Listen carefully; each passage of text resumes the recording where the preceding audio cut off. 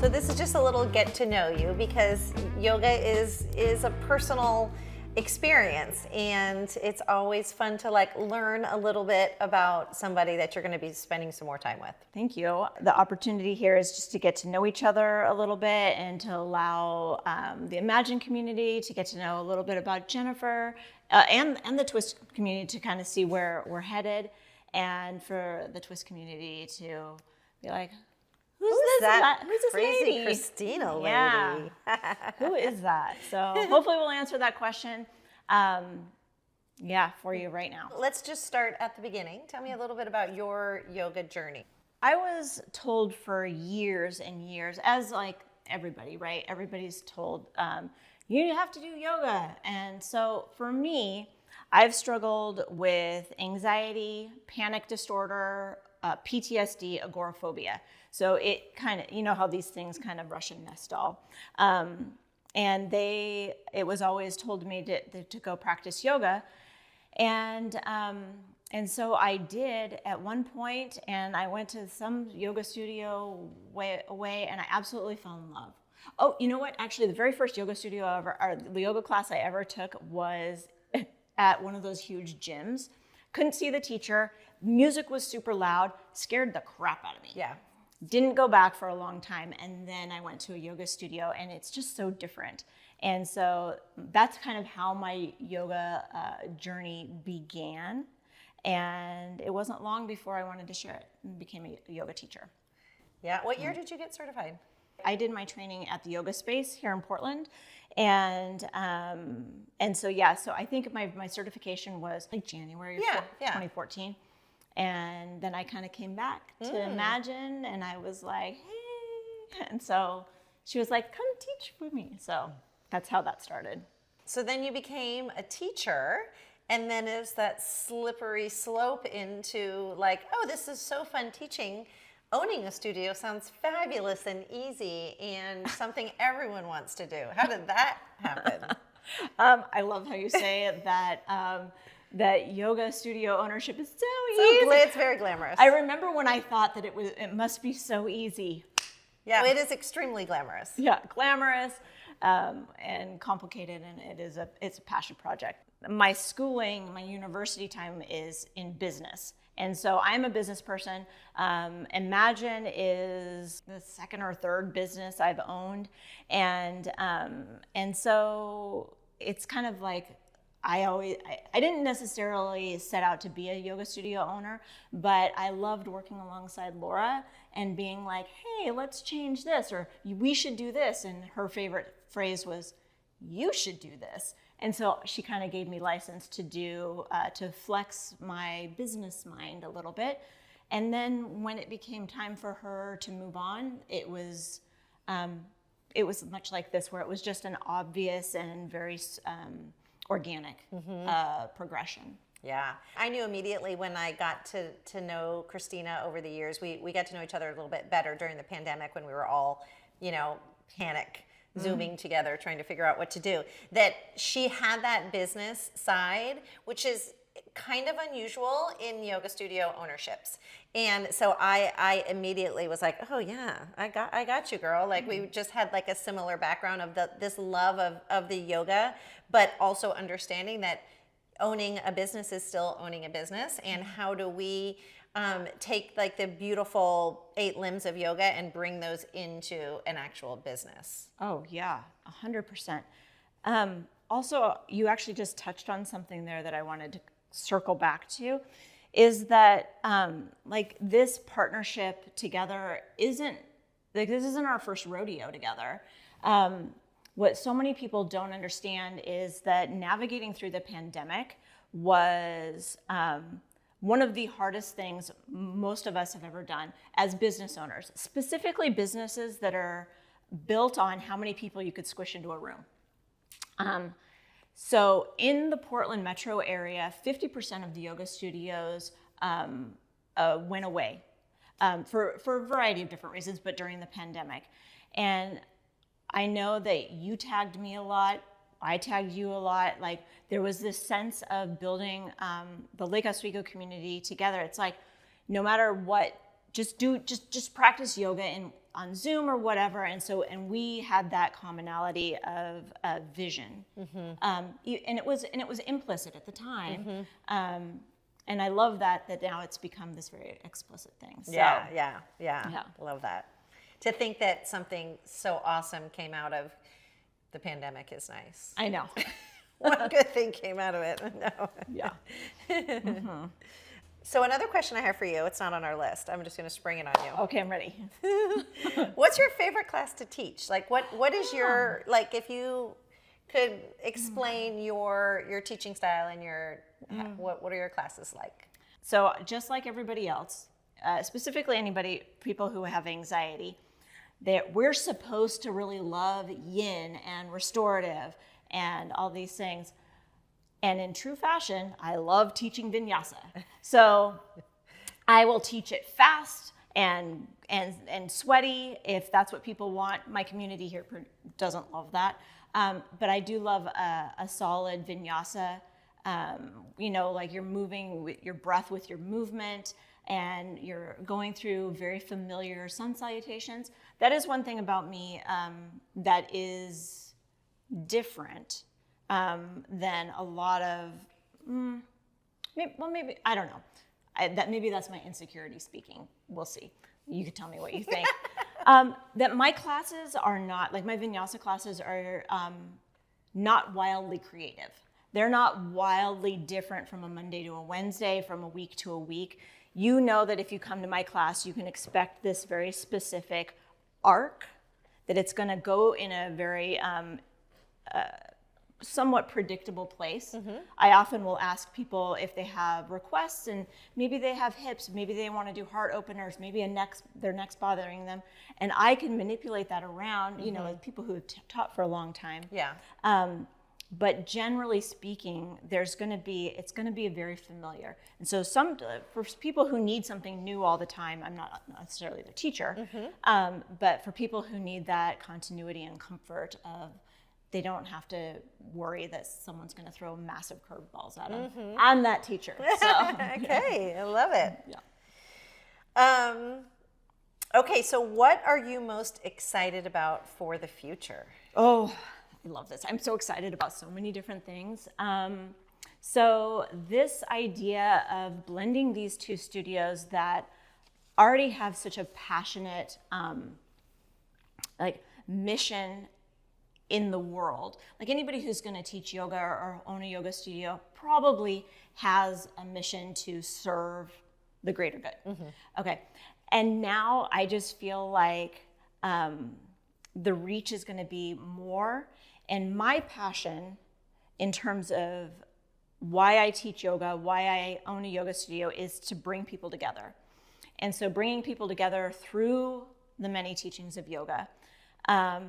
And now I get to bring two communities together. They live together. They're all in the same geographic community. But to be able to then again weave people in and create this tighter knit community. And that's one of the most important things to me, kind of going back to someone with anxiety, agoraphobia, these things. Like there was time in my life where I couldn't leave the house. I could leave the house if I was coming to the yoga studio or if I was taking my kid to school. Those were the two places I could go and feel safe.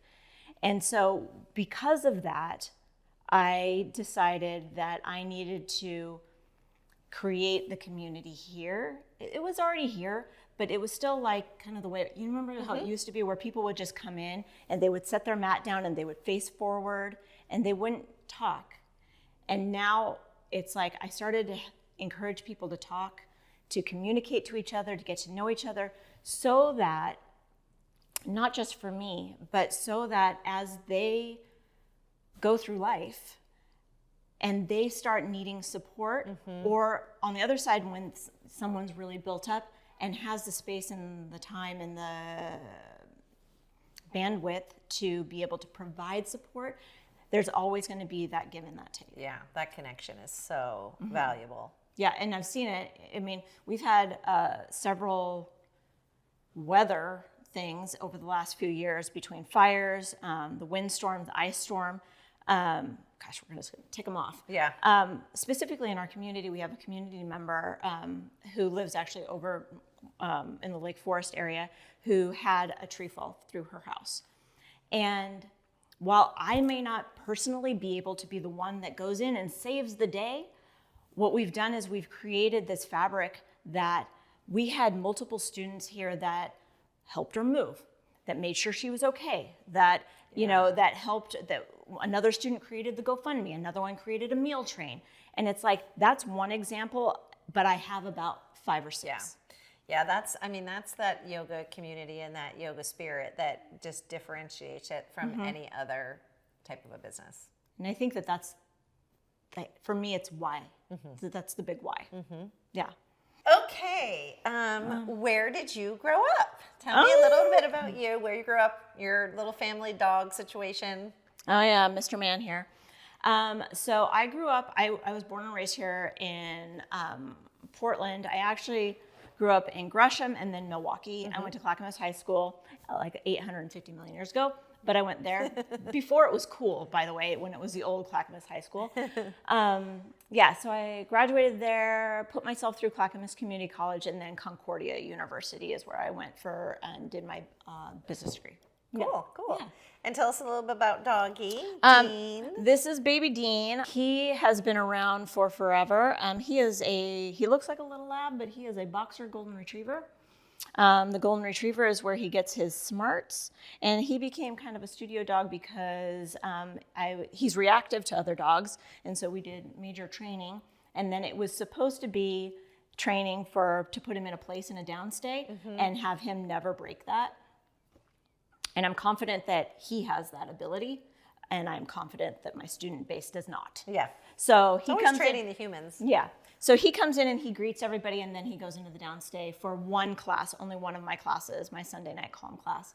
Oh, well, we're huge dog lovers in my home and also at the studio. So I'm excited to add in a little furry member. Yeah. So he's a great guy, and hopefully he'll be able to come with me lots of places. Good. Okay, are we ready to move along? Yeah. Okay, so one of the things that I know a lot of people are going to be curious about is like, yes, you're selling the studio, but like, why? What's next? Like, what's going on? Yeah. What are you excited about?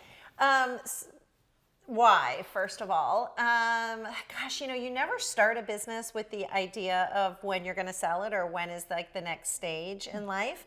But over the last few years, I'd been doing some consulting for other yoga studio owners, and I had worked with them on kind of their exit strategy, and a couple of them actually selling and a couple of them buying other studios. And so it kind of got my mind on that of, okay, well, when am I done? Like, what is the next stage for me? So the why just kind of, the timing was right. I felt like the studio was in such a good position to where the next person will have it, financially ready to go and in a place where it can just flourish. And I didn't want to wait till when I was kind of like half in and half out and hand it over at a time where it needed a lot of work. So what's up for me next? Yeah. That's a great question. I'm going to get my Duolingo back going on and get my Spanish back together because I grew up speaking Spanish, and then I took a break from it. And then before our Italy retreat last year, I went back to my Italian. And so now my Spanish and Italian are like all mixed up. So I'm going to go back to spending more time doing that. I'm taking a painting class right now because I was a painter before I opened the studio. And I'll do some more of the consulting. I'll be busy for the next year doing all the retreat stuff, but I don't know. It's kind of, we'll see what happens. Yeah. And so I know a lot of people are going to be asking, like, are you going away from the TWOST community? And I know you answered it kind of with Josh too, but you could talk a little bit about I'm not going anywhere. I'm going to be around. I live a mile away from the studio, so I'm in town. I can't imagine not taking classes and seeing people, and I mean, everybody has become family, like you've talked about. So I'm not going anywhere. You can't get rid of me that quick. Yeah, and you're taking over our retreats. So you're going to continue to Right. be in charge of retreats for a little while, and Yeah. so the students are going to still have a chance to practice with you, to be Yeah. in community with you. So that's super exciting. Mm-hmm. Tell me about if you, and this might be on the spot, but if you have any like big high points or really memorable moments of your tenure as a yoga studio owner at TWOST. Oh my gosh. Like you were saying, it really feels like an honor creating this container of space for people to connect, because we've become so disconnected in our world, and everything seems like people are working from home, staying at home more. The opportunity to connect with people is diminished, and I can't think of one particular thing, but I have a little box, actually a pretty big box on my desk at home, and I put like cards and letters that people have given me over the past 12 years, or many years it's been, because it's what I've found is you shared a little bit about your journey, that people are going through things, and outwardly maybe you already know that they're going through something. Maybe they shared it, maybe they didn't, maybe it's a more personal thing, but a lot of times the yoga studio is that place that is a safe place for them, that has continuity for them. Like maybe their life is upside down and the studio is the one place that they can kind of count on to come to. And we've had many classes where people are laying in Shavasana the whole class weeping or giggling, or, all the different emotions happen. And it's not uncommon for someone to give me a card that just says, you might not have known this, but I was going through this, that, and the other, and TWOST like saved me through all of this. And you're like, oh my gosh, like I wish I would have known, but obviously you got what you needed. And so I think that thing, I don't think there's that many businesses where you actually touch people's lives in that way. You're not overtly doing that, but I think in both the Imagine and the TWOST physical locations are a healing, connecting, type of a vibration that I just think is an honor to be a part of. Yeah. I don't take any of that lightly, and I don't think that it was an intention. Like I don't think I had that in my business plan. But it's just this beautiful byproduct of yoga. Yeah. Yeah. Oh. And so if you had, not that you're going away, but if you had one thing, like a message to give to your TWOST friends that have helped you get here and to help you like create this, because it's not just the studio owner, it's not just the teachers, it's the people too that create this whole that's so magical and beautiful. Do you have a message for them that you want to say? Well, I think my message is just that it's just a sense of deep gratitude that I have to have been the owner of the studio for so many years, and I don't take it lightly that people feel safe and feel respected and trust us for this practice. So I take immense gratitude and such an honor to have done this. It was hard work. We both know. Any type of small businesses, you're scrapping. You're doing all the exciting things, the interviews and the photo shoots and the special discounts at the stores and stuff. But you're doing the deep work too, and the spreadsheets and the stress over things and all that kind of stuff. But to me, it's just been. I feel like there's certain parts of my life that will be containers that I'll always remember, and this just feels like such an honor and such a gift to get to meet so many people. I'm not from here. I'm from the East Coast, so I don't have that deep history and roots here. And so as an only child and someone from, the other coast, I craved that connection to people. And I found it through a yoga studio, which, when I thought I would open a business, I had no idea what I was going to sell in it. and it just happened to be yoga, you know? So, and my message to the community is moving forward, have an open mind, feel this sense of abundance, be really excited for the future because it is very bright and you could not be in better hands. I just feel like every time we meet, I mean, we've been meeting weekly for a long time. I leave and I'm like so fired up. Even though like we leave and I'm like, oh my God, the checklist of the to-dos. There's a lot of to-dos. But we work together. Like it just feels like a very easy relationship, like creative, fun, respectful. I just feel like it's like no duh, like it just made, I mean, how old am I? Like that was like a 1980 saying, I know. But it just seems just right, which is so nice. Like it's nice to have that easeful thing where you're not forcing. And I think that's like the yoga too, of realizing when something is the right fit and leaning into it and the energy feels really good versus that. I mean, that's like listening to your gut and your third eye and all of that stuff that yoga teaches us on the mat so that when we're off the mat, we can like have that already in our bodies. Yeah. In the regular world. In the regular world. Yeah. Oh, well, I just wanted to say thank you. Like, thank you for picking me. Thank you for like trusting me because it's a big deal. Like it's your community, something that you've built and you've created like this magical, tight-knit community.